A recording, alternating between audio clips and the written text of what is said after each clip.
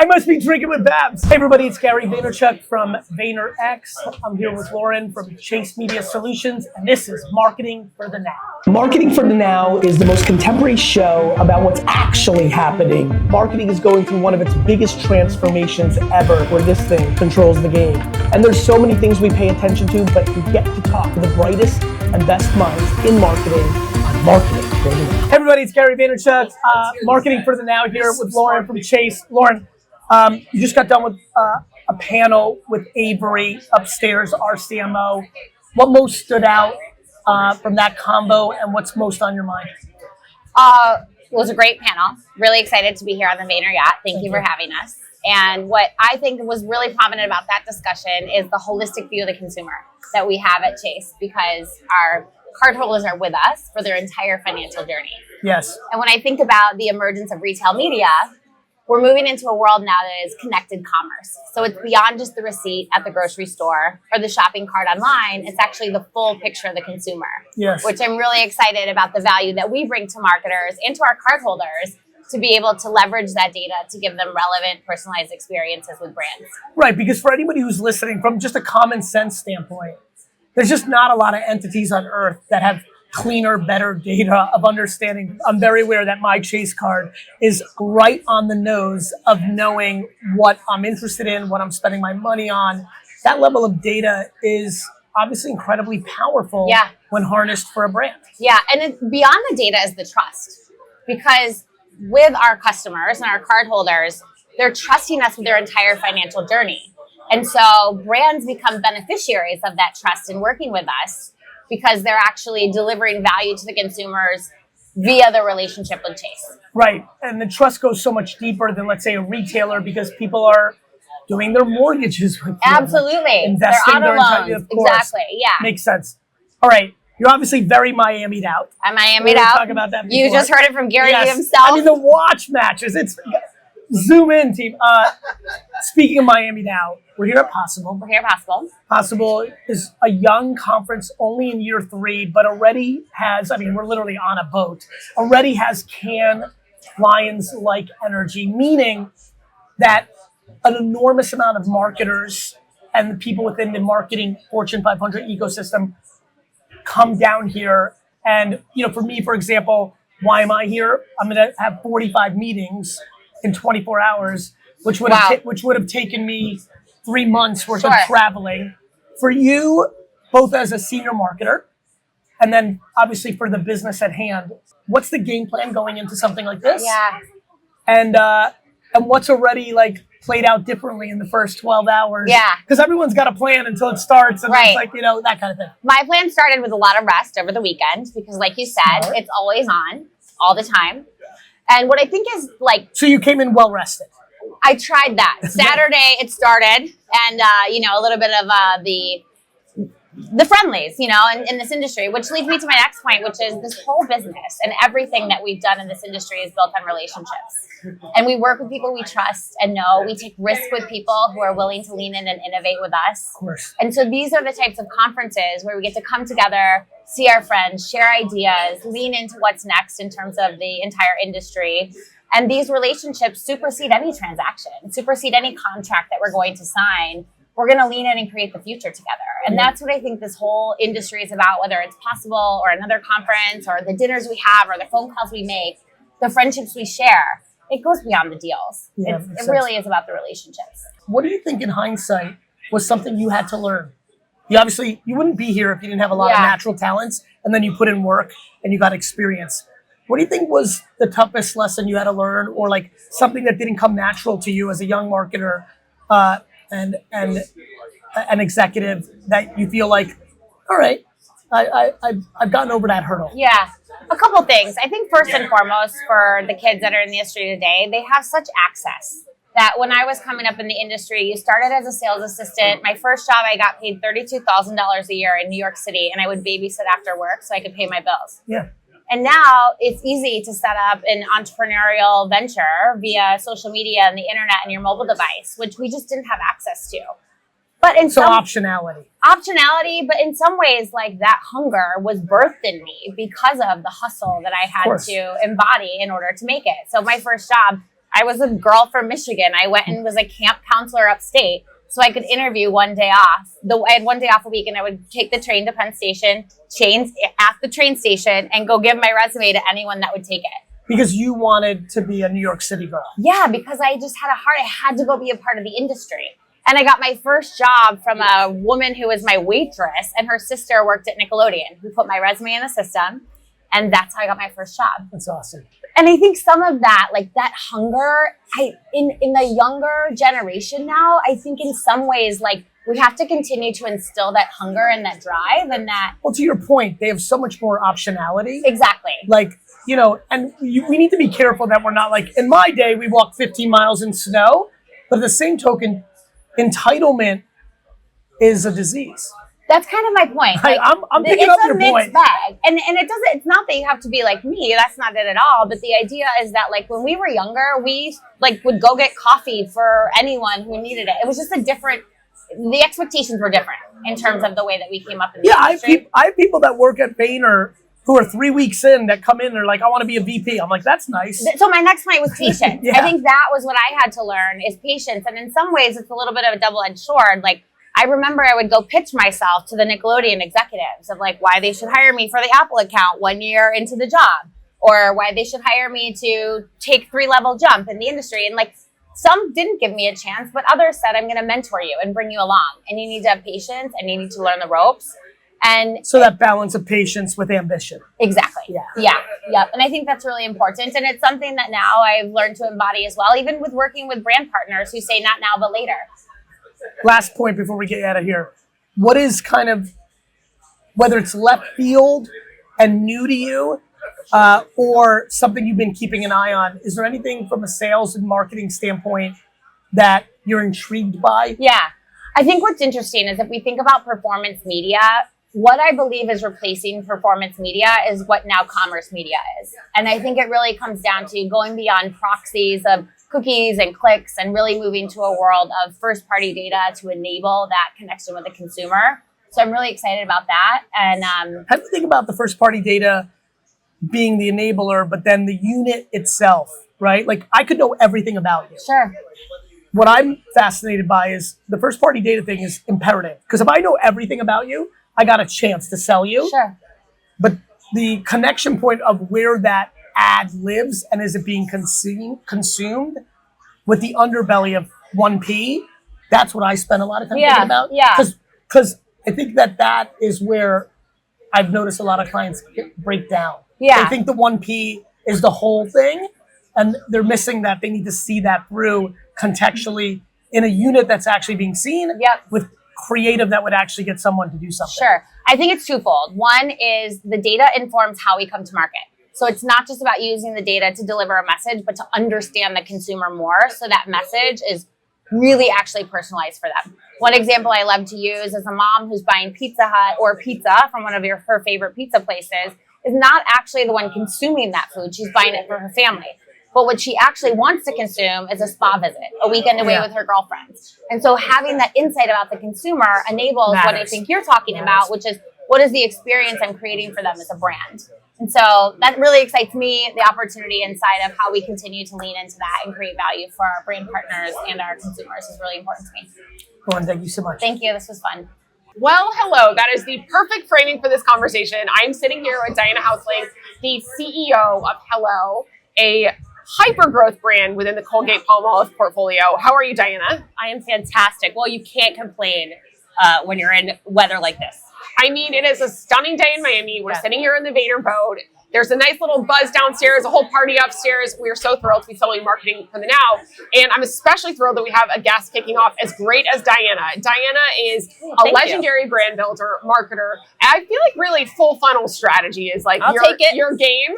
And you've recently been promoted into the CEO role at Hello, which is the fastest growing toothpaste brand. And if I'm not wrong, fastest growing online brand for deodorant. Yes, we are. We are.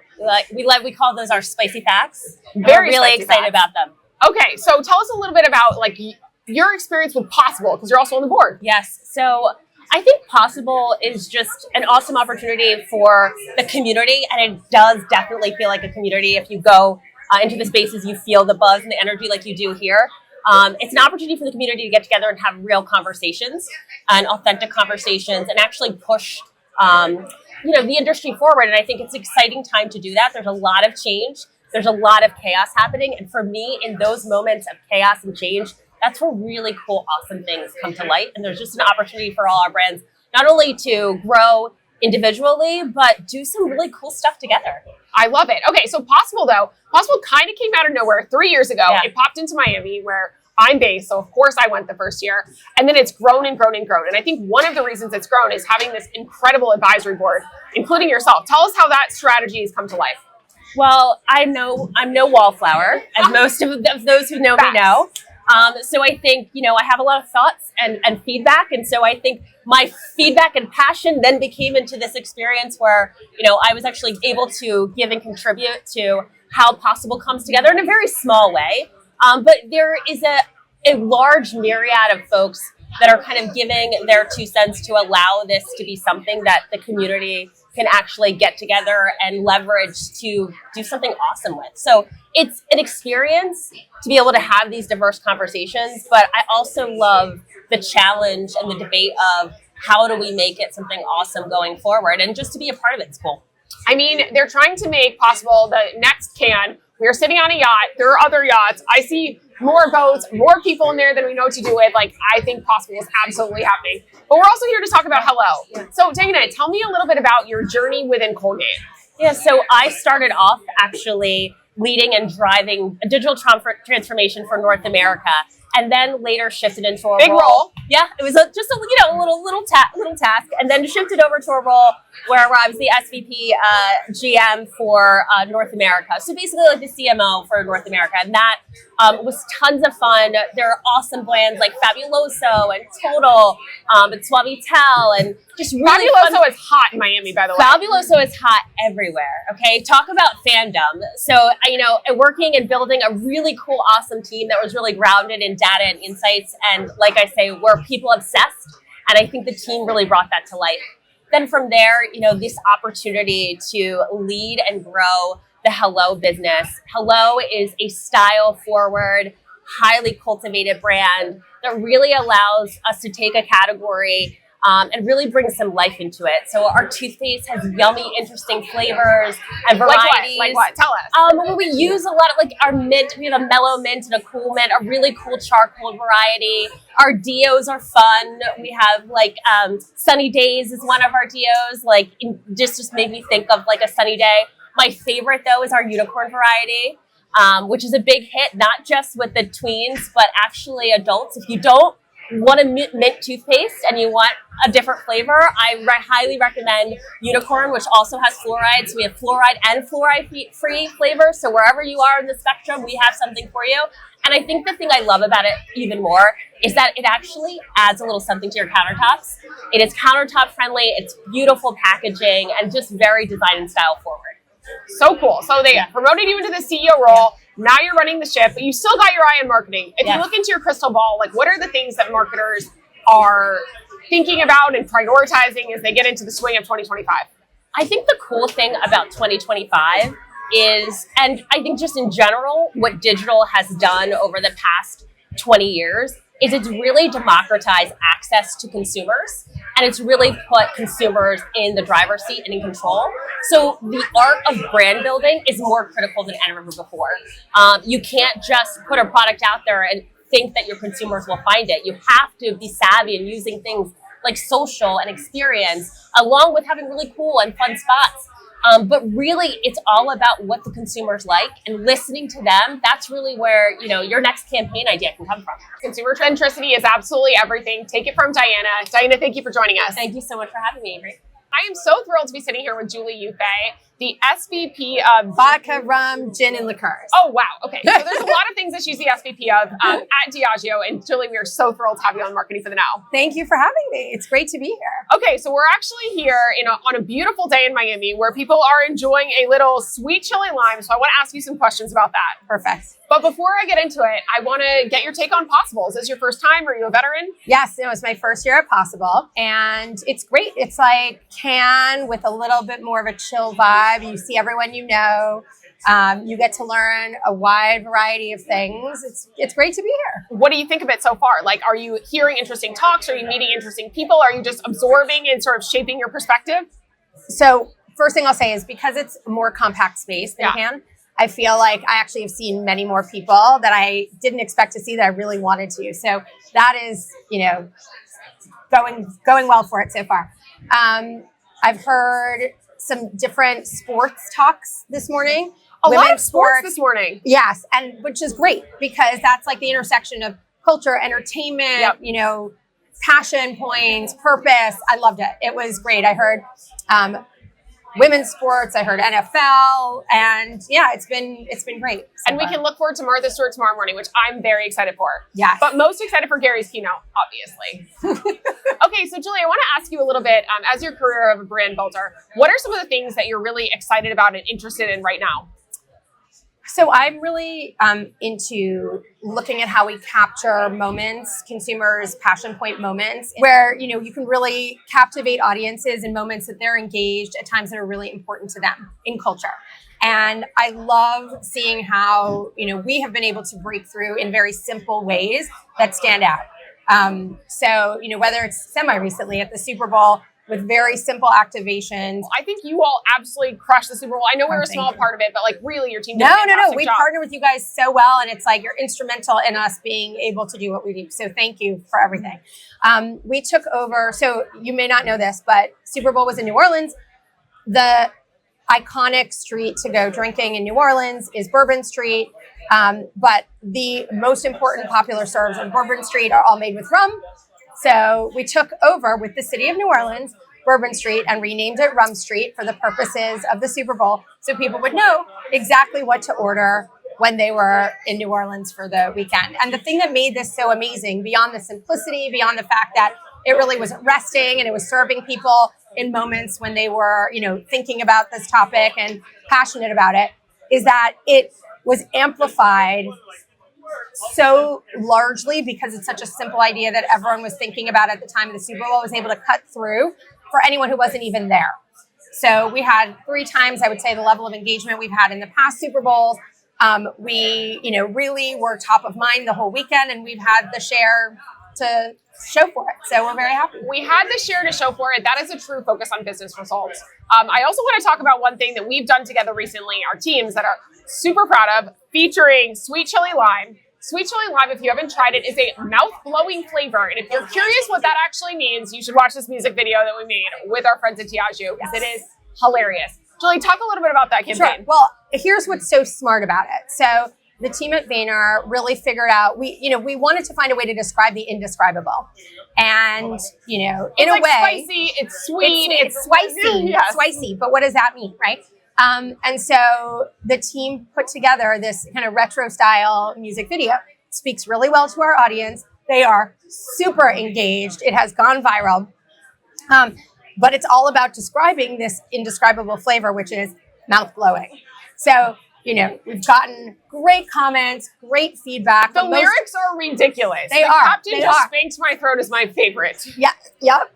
There you go. The line after that is, I'm about to hit that high note. It's catchy. You want to keep Get singing. stuck in your head. We'll absolutely have to link this in the comments of Marketing for Now, because that campaign was just so fun. But it's telegraphic of the personality of the brand. It's meaningful to the audience, and it helps people understand what this new innovation is, and it's working. So thank you for all your partnership. This is such a fun one, and Julie's been such an incredible partner to us along the way in making it. We are absolutely going to have some shots of Sweet Chili Lime later, which is how it is recommended to be served, and I highly recommend you all do as well. Cold with a rim of tahini. Ooh, that sounds good. Very Julie, nice. thank you for joining us. Thank you for having me. Have a great possible. I'm here with author, podcaster, Case Kenny. We're going to chop it up for a few minutes, my man. Cool. How are you? Let's do it. I'm amazing. Yeah, so I'm an author at my core, creative at my core, podcaster, but I'm just very passionate about optimism, mindfulness, doing it in authentic and real ways, and encouraging people to do it themselves. I write with a red pen on the internet. That's what people kind of know me for, but really it's a personal message. Like, I've grown so much through my work that I want to help other people do the same in a really, relatable way. Like, I'm not a licensed therapist. I majored in Chinese in college. Like, I have a random background. I've just been so drawn to the medium, to the written word, to the spoken word, been podcasting for 7 years, 3 years with SiriusXM. It's all about optimism, practical approach to optimism. I like that. Yeah.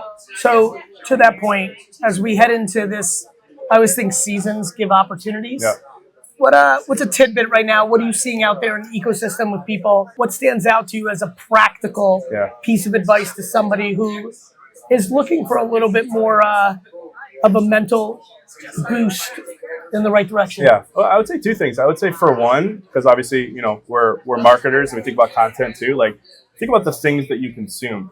Like, I think about myself as a creator. Any creator can agitate and get people riled up. I think the real test as a creator is, can you calm people down?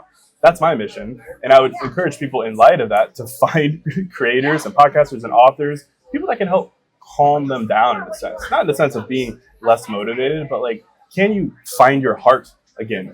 You know, can you rally around something hopeful rather than rally around negativity? I think we're at a really interesting time politically, economically. There's a lot to be concerned about. There's a lot to be agitated about. Fill your soul with some of the things that make you feel seen. Are you educating or sharing with people history? Because I'm very passionate about this subject matter. Yeah. There's always things to be concerned. Like when people are like, this is the worst time ever. I'm like, you do know the Holocaust happened, right? Yeah. Like you are aware that World War II, like a lot of people died. Have you heard about the Black Plague? Yeah. Like, have you? I have been so happy to see how much I've been able to use history to actually help people quantify the hysteria that they feel that this is the worst time ever. Yeah. Things are always relative, right? So correct. I lean into history, sure. I lean into a lot of positive psychology in the way that we kind of doomsday a lot of different things in life. I really encourage people to think about their emotions in terms of permanence and transition. Like so often, like we think everything in terms of permanence, right? This emotion, just because I've been experiencing it lately, is defining of my whole. Like there's so much great psychology and therapy work around identifying the parts of you. There's something called IFS, internal family systems, which says there's different parts of you, right? There's parts that want to keep you safe. There's parts that are scared. And then there's the whole compassion itself. By tapping in and realizing that a part of me feels anxious, nervous, insecure, behind, we can better, take that emotion and actually drive optimism in the face of it. It's funny you say that. It's been one of the biggest pillars of my content. Like I talk a lot about age because I think I really resonate with what you're saying. I'm baffled that people think that they're going to run out of time, or to your bigger point, that this is a forever energy. Yeah. What's something, as you've gone on this journey, and obviously you set up your background to everybody who's listening, what was maybe one of your biggest ahas along the way, or maybe even a micro aha recently? I mean, I think recently what I've realized as a author, as a creator, as a human, is you have to do the thing many, many times to get people to buy into it. Like this is marketing 101. It's called frequency. People have to see the thing many times. And I think as a somewhat humble guy, I get in my head a lot about, like, do I promote I have a new book coming out, my podcast. Like, I don't want to be that guy who's always beating the drum. But I have become that guy because I'm passionate about it. I have faith in it. And it's really changed the way I look at annoying people. I don't want to annoy people. I think so many people fall into that. I tell people all the time that, like, if you're selling something you believe in, it's not selling. Have faith in yourself, in the thing. I'm big on this word audacity, as I'm sure you are. Like, have audacity. Believe in the things that you're creating. Believe that it will help other people in the same way. It has, good results. I've for long talked about my belief in life as practical optimism. Yeah. You laid that out. Love it. What when I say that, how does that resonate in your head? How do you define it? I love it. I define optimism as the belief that things can change. That's all it is. I don't want to be everything will be fine. I don't know if everything will be fine. Who am I to say that? I do believe that things can change. And the only way to prove that to ourselves is with our language. Literally, like, all my work is around emotional vocabulary. How can we speak to ourselves and say, I feel this way, but, and then that second phrase gives movement to the emotion, right? A part of me feels anxious, but the reality is I'm handling everything on my plate. I feel stuck, but I'm transitioning to something better, right? How can we fill that second sentence, which is all about movement, and the belief that things can change. To me, that's practical optimism, and it's fueled by words. So like all my work is around language, encouraging people to think about the language that they use that probably carries with it that permanence, and think about more movement-oriented language around the emotion. Before I let you get out of here, curious about your personal point of view on accountability. Yeah. So I feel as though we share a lot of like points of view, and I just feel like a lot of what we hope on others gets a hell of a lot easier when we get into accountability. Yeah. Curious your take. I don't know where you stand on this. I mean, it sounds like a noble thing, but I'm an insane accountability guy. Like my girlfriend always makes fun of me because I always say like, I always make her say jokingly, Case isn't like the other guys. I make her say that as like a joke. Like, oh, he's not like the other guys. Because I'm so passionate about doing the things you say you're going to do. Not just because it sounds nice in the universe, but that's the only way to get what you want in life. If you don't, like, talk to a lot of podcasters. People are like, oh, I can't wait to be a podcaster. And I say, well, how many episodes have you committed to doing? And they're like, oh, I haven't really thought about that. Well, then I was like, well, then how are you going to decide when to take a look at the impact you've made so far, your stats? Like, you're going to do it too soon. Commit to doing 52 episodes this year. Commit to writing 3 books. And then you can decide on those things. So, like, to me, that's the accountability. It's doing the thing that you said you're going to do and giving yourself runway to do it as well. Before last little part here, what have we not talked about that you wanted to touch on, that you think is important, that you want people to hear? I mean, I think we touched on it a little bit, but like my passion, there's so many people in wellness space, which is amazing. We're in this renaissance of wellness. I think get as simple as you possibly can in your wellness practice for people. And to me, it comes down to language. Like, we're so, like, it's a funny thing. Like, for instance, in America, we love this word embarrassing, right? I saw this TikTok of this woman in France. She was like, why do Americans think everything is embarrassing? They're like, we don't use the word embarrassing in France. It's not embarrassing. It just happened. And I think that's such a great reflection of how we use language. What about the word snobby? Do they use the word snobby in France? They might. Just curious. It's not for me to say, but that's a tough one. But it's also a great example of how culture influences the way that we use language in America. Everyone's anxious. Everyone's embarrassed. Oh my God! I'm sorry, please. And there's a lot to unpack there, of course. But like, is that the right word in a moment where I'm feeling a certain way and I say I'm anxious? Is anxious the right word? Maybe it's you're feeling overwhelmed or misaligned or unseen. Brother. Like, let's get to the better words. And then the rebranding of words to make it conveniently sound better. I just want to be on the record on this. There's no such thing when everybody talks about this concept of imposter syndrome. Let me just save everybody time. It's called you're insecure, and that's okay. Yeah. But we love to rebrand words to make them modern, to let us get away with it, or it helps people. But the rebranding of a lot of words has been fascinating to watch. Yeah. And by the way, you're allowed to be insecure. Of course. Let's not make it a word that's like tricking you and everybody else into something it's not. Yeah. It's insecurity. Yeah. Wrote that for you. I feel like you'd resonate with that. Thinking of words that you would like making moves. Thank you, my brother. Thank you. I will read this. This year, I will move with so much faith and audacity that miracles become inevitable. Look, I think it all starts with thoughts. They become words, and then ultimately they become actions, leading to accountability. I think you're right. Thank God we're living through this renaissance where people are thinking about their intuition, their brain, their soul a lot more. We've got to inspire people to act, because saying that you're mindful is a very, very dangerous trap many of you are falling into. Acting mindful will get you the results you're looking for. Thank you, my brother. Love it. Thank you. Stay well. Thanks for having me. Here with Jessica from Dig. Jess, why don't you tell everybody first about Dig and then a little bit about yourself? Sure. Dig is a fast casual concept based out of the Northeast. We have over 30 locations, and we're very much focused on telling our story of scratch cooking. And so for people that aren't aware of what scratch cooking is, can you break that down a little bit? A lot of brands say that they scratch cook in the restaurant space, but we actually do. We bring in fresh vegetables every single morning. We break them down and we roast them in the simplest form. So our whole mission is to help people to eat the way they would cook if they actually had time to cook. We just do it for them. That's awesome. And what about your marketing background? How did you get into the game? Give us a little bit of the journey. I've always worked in food, but I cut my teeth at Taco Bell. That's where I learned how to really bring campaigns that were rooted in guest insights. Spent some time at Burger King, and when Dig called, I was so impressed by the mission I had to take the call. I love that. On that journey at Taco Bell, Yeah.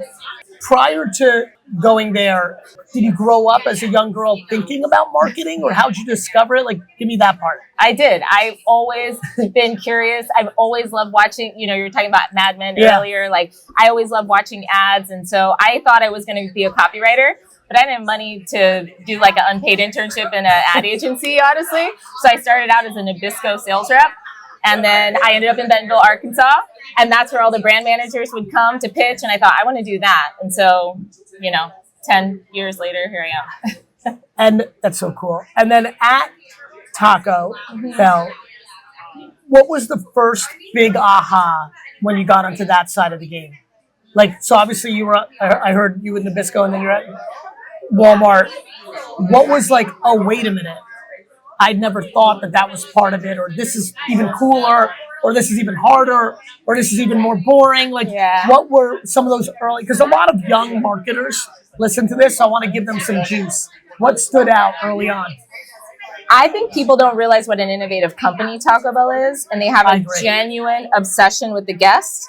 And so what I enjoyed doing was actually spending time. They have a focus group room right in the building. And so just spending time listening to consumers was such an unlock for me, and actually tapping into something that a guest says and building that into a campaign, that I fell in love with that. I love it. I love what we do.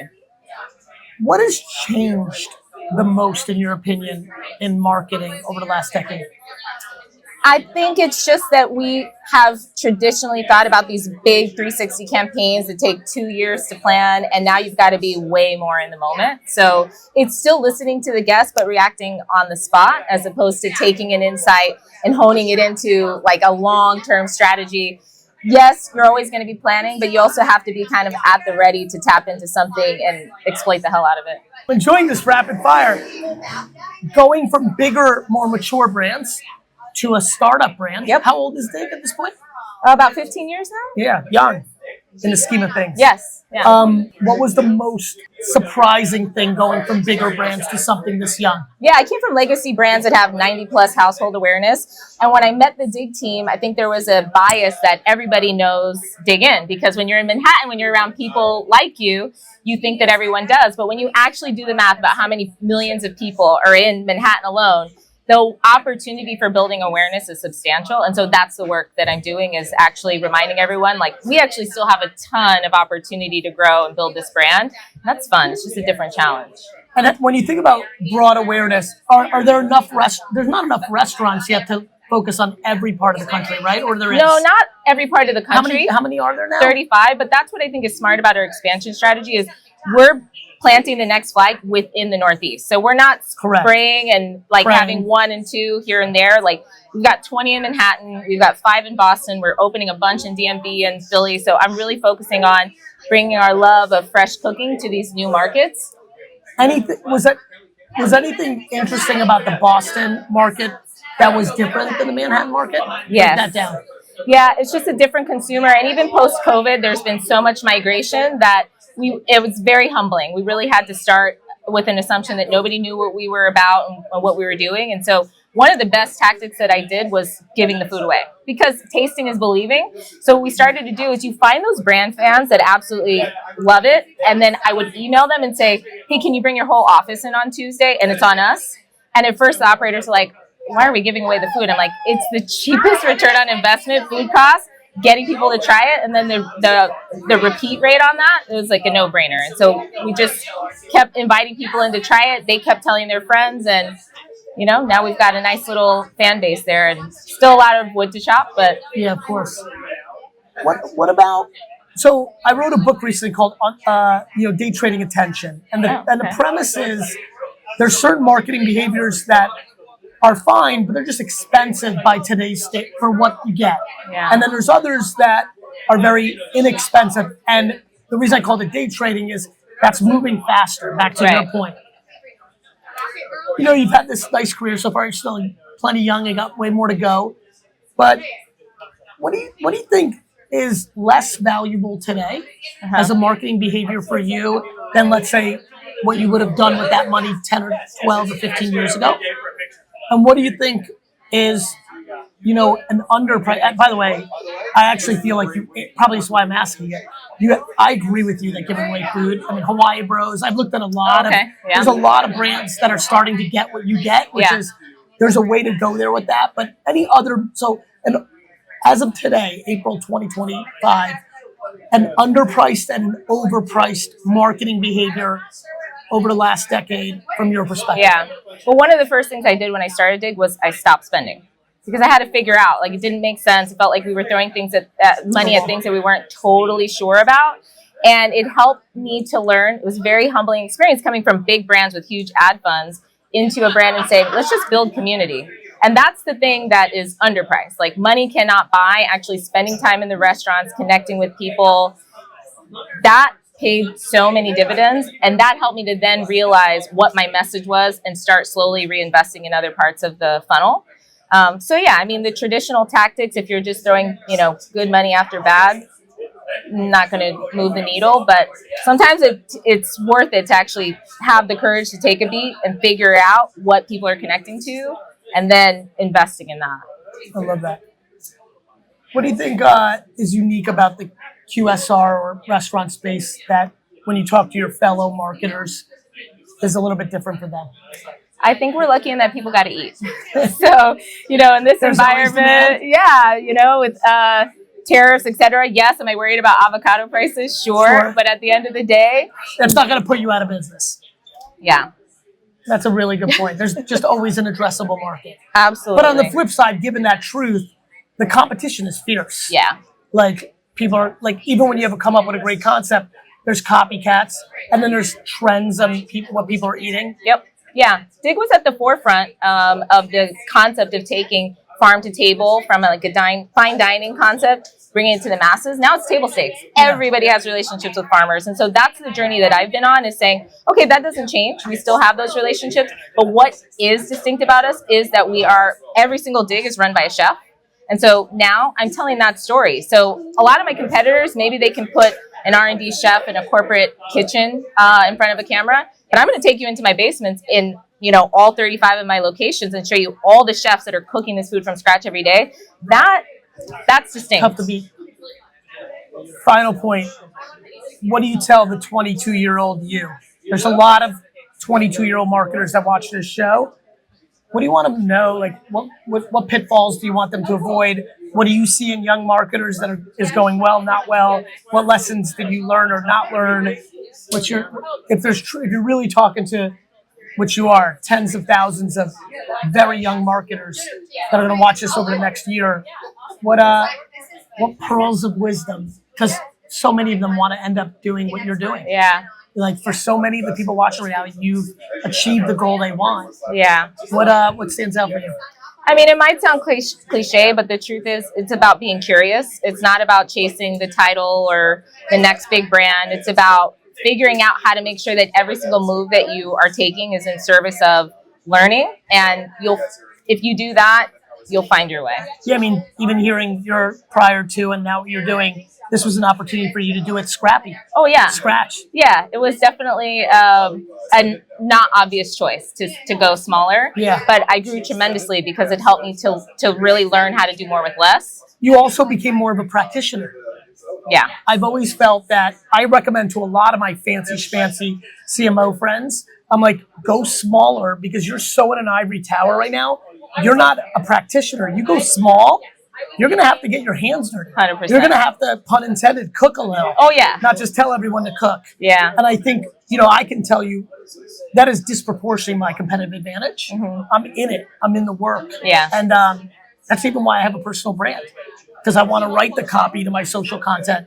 I give feedback to the content. I think of new things, and I think there's a lot of strength in being a practitioner. Yeah, I agree. Thank you so much. This was a great conversation. Thank you. I am so thrilled to be sitting here with Liza Darnell from Utz. Liza, how's everything? Awesome. I'm happy to be here. Thanks for having me. Okay, what do you think of Possible so far? It's amazing. First, the best shoes I've ever seen of any conference. Everyone has on awesome shoes, so I think it's a reason to come. Love the weather. Love the fact that there's interactivity on the water, inside the hotel space. So I'm having a good time. And are you a veteran, or is this your first possible? No, first time. And, a lot of folks said, you've got to go. There's great energy. I think it's just an awesome opportunity to see truly what's happening at the cusp of our industry and what the leaders are talking about, what the tech companies are talking about. So it's great. That's awesome. Well, we're very happy to have you here. Yeah. Tell us a little bit about you and a little bit about your marketing career, your storied marketing career, I should say. I have had a really fortunate and fun marketing career. I came out of business school and went to PepsiCo. I was at Frito-Lay for about 6 years. I got to, run Ruffles brand, which is a historic, iconic brand. I also started our first internal agency, D3, which is now doing amazing Super Bowl ads for them.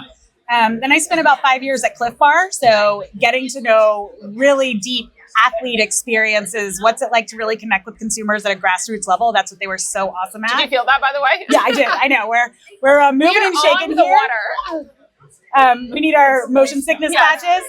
And then I left Cliff Bar to go be CMO for Planet Partnership, which is a joint venture between Beyond Meat and PepsiCo. So building something, again, from the ground up and getting to work with amazing companies. And now I am at Utz. So Utz is some of the best chips and pretzels you can find, primarily in Mid-Atlantic Northeast corridor, but moving into lots of new spaces. And I run our marketing communications team. So it's everything consumer touch points, from packaging to media to creative to digital experience, integrated marketing planning. And I've been in the role for a year, and we are just capability building and finding awesome opportunities for the brands. I love it. And there are several brands within the portfolio, right? They're including cheese balls. Tell us more. So Utz brand itself has potato chips, iconic, pretzels, amazing, and then my favorite, the cheese ball. So cheese ball barrel that you can find all over the country. It's a clear barrel, bright orange cheese balls, purple label. Find it; they're delicious.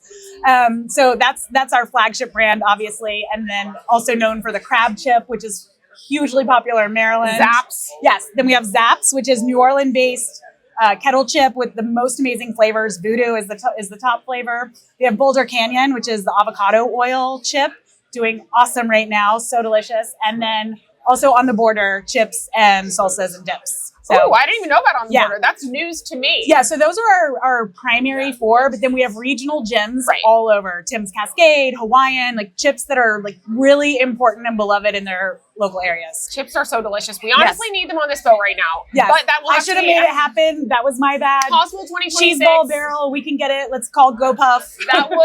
We've got our friends with GoPuff here with us now too. So Liza, tell me one thing that you're proud of, that you're excited about. You said you've been in the role for a year. What's something you're excited about that you're working on? Yeah. Well, we're actually doing a really fun campaign now. I noticed when I came into the company that everybody had slight nuances to how they pronounced Utz. So I say Utz. There are the Pennsylvania Dutch people who are really like core to our region. They say Utz, which is slightly different. And then there are people in other regions who say Oots. And I'm like, how do we have this brand that has all these different ways to say it? And I talked to our CEO about it. He's like, no, everybody knows how to say the name. So how does the CEO say the name? Utz. So we started a campaign on social talking about how you say the name, and it has blown up. We've got a social media manager battle now about whether it's Utz or Oots. And the comments are ridiculous. All the people who are so proud of their region saying, here's how we say it, here's how I say it. And it's really fun because we had an idea that this is a thing. People started talking about it and connecting on it on social. And now we're actually like seeing it blow up and become actual community conversation. So it's just fun being in that moment and seeing how something quirky and fun about our brand is just like getting people excited. I love that because one, you're talking about something social, which we so believe in at Vayner. You joined us this morning where we talked about this a lot. But also this, like, the wars on social on things that are like minor and positive and fun. We've done this with like mixed nuts before, or, what's your real take on X, Y, Z? And consumers want to chip in with their perspective. Chip in. Thank you for the pun. Yes, they do. We're just having a lot of fun with it. And as we look at different places where we want to grow geographically, this is something that we can take that is so like ownably ours and fun for people to talk about, because obviously like language and the way you say something is different all over the country. So it's a good one. In the world too, Yeah, I'm sure. turns out. This could be the whole global phenomenon and campaign. Okay, so as you look into your crystal ball of like what's possible, what do you see kind of coming on the horizon that you're excited about, that you're interested about in the marketing industry as a whole? Yeah. I think, and this has sort of come up in some of the conversations that we've had today, you know, there's so much talk about AI, obviously, new tech, performance marketing, retail media blowing up and being fragmented. And there are all these different pieces that are so numbers and performance driven and tech based. I think one of the things that I am personally really excited about as a brand builder is this notion that we are in the business of not necessarily selling, but understanding.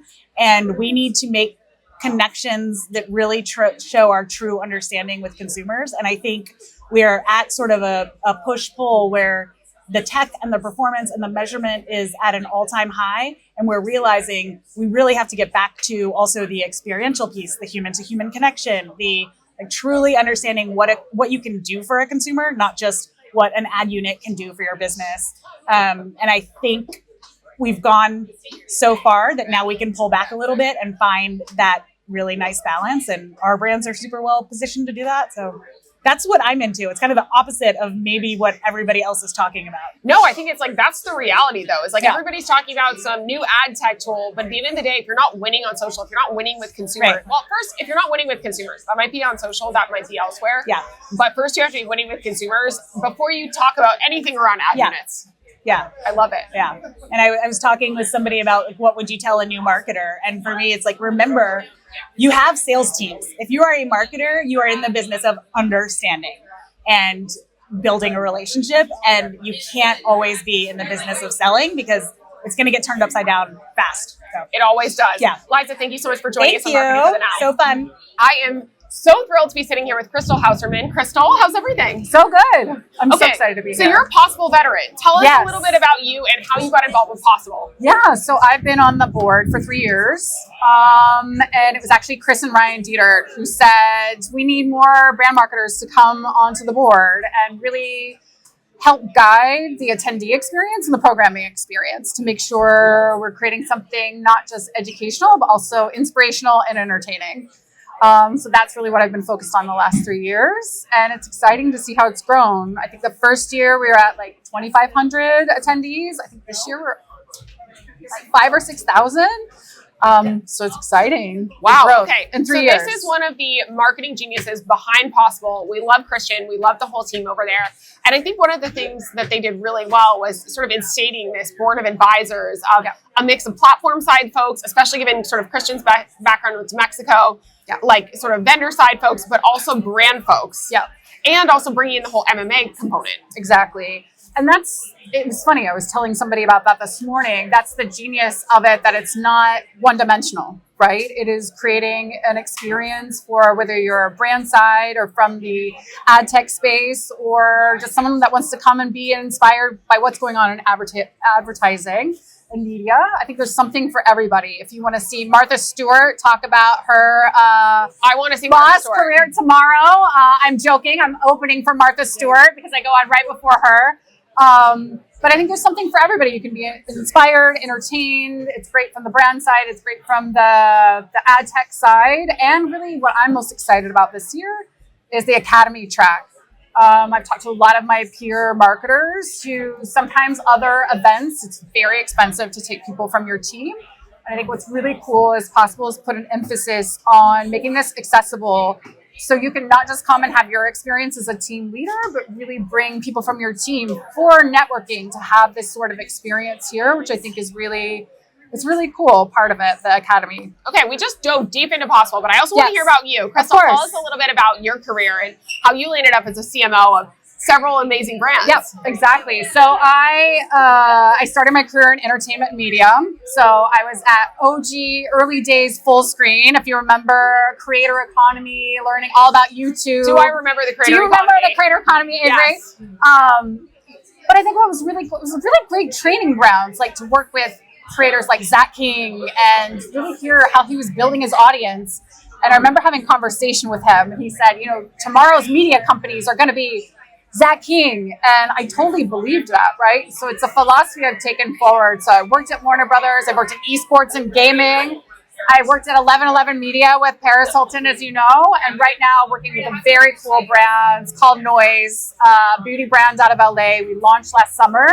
We're up for both Allure and Cosmo's Breakthrough Brand of the Year.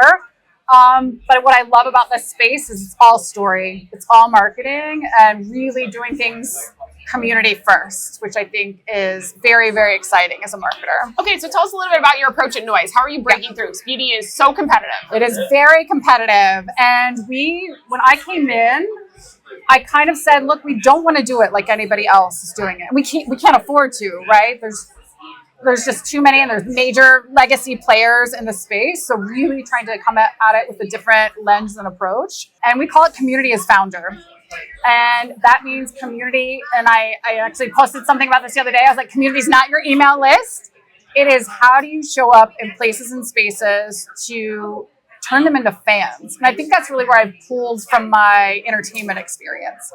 And really bringing people in to co-create products. What products are we going to create next? Show us the product too. We're in constant communication with our community. This is one of the things we launched just a few months ago. Is that like a pocket-sized perfume? Here's what's amazing. It's actually one of our innovations, which was solid perfume. Vogue named it the #1 solid vanilla perfume of the year, which is very exciting.